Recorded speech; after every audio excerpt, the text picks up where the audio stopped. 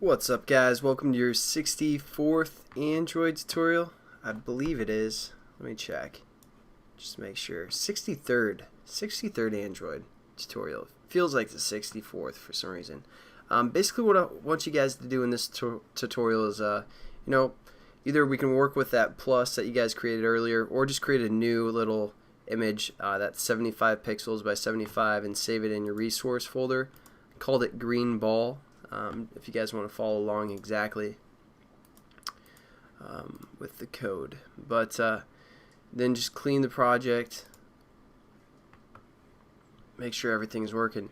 And now what we're going to do is we're going to create our actual view, which is going to hold our animation or whatever we're going to want to do with this. I'm not quite sure exactly what I want to do yet, because you don't really want to use this technique so much because it's going to interfere with the user interface or input stuff. But okay, first let's just get into it before I confuse you guys. Let's create a new class called myBringBack, or whatever you guys define this class name as. If the computer doesn't crash here. So you can either go new class like this, or I think you could probably just hover over that and create a class that way, but make sure it's the same as whatever you define your variable type as. So myBringBack, like that, and now we have this class called myBringBack. What we're going to do in this class is, instead of extending the activity class, we're going to say extends view, and we got to import view, and then it says, hey, we're basically going to have to use a constructor. And you're like, what's a constructor? Well, basically, when we go back into our graphics effects, FX or GFX, I'll be switching between these back and forth. So if you guys get confused where I'm at, it's one of those two. Basically, what we're doing is we're saying, hey, we want a new myBringBack object. We're going to pass in some information. What are we passing in? Well, we're passing in this, referring to the context of this class. That's what we're passing in. So now we need to get kind of a receiver. Basically, this threw the football, and we need someone to catch it. So basically, this constructor is going to catch that information and create, or construct something from the information that it gets. So all we're going to do is we can either probably just hover over here again, and it'll add it for us, because as you can see, you can add as many parameters as you want, and so we're just going to add the one that takes into context, because again, we didn't pass in a context and attribute set, or contracts and attribute set, or int.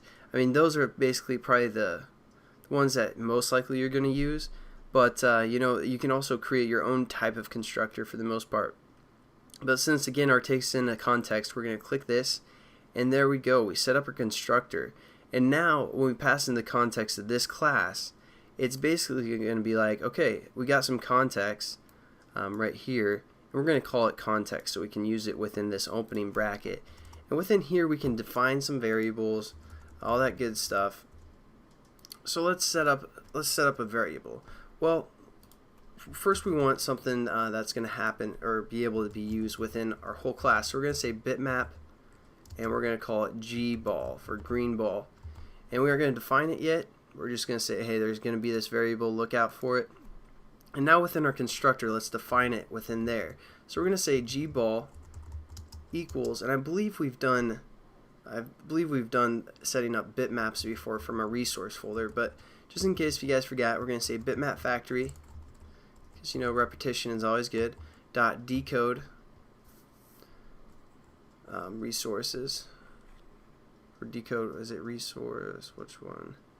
Yeah, decode resource right here with the resource and the int, and then we're going to click that, and for this first one we're going to say get resource method right here, and then for this one it's going to be our actual ID within our drawable folder that we just added. And again, I called mine green ball, so it's going to be r.drawable.greenball right there. And basically we've set up that variable type.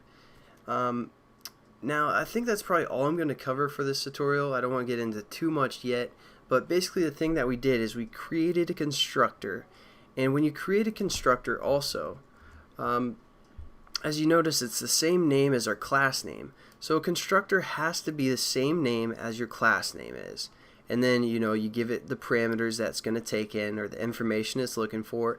And then basically when we create a new object, like we did in our graphics here, you can give some information to start it up, or give it some, specific information. And then the my bring back class is going to be like, okay, yeah, I'm going to process this stuff. I'm going to create this unique thing for you and pass it back. So it's giving it a new object, or a new instance, which is what we are creating here for our view. So I don't know if that made sense or not, but basically that's just how we can create a constructor. So I will catch you guys in the next tutorial, and we'll get into some, a little bit of animation. So see you then. Peace.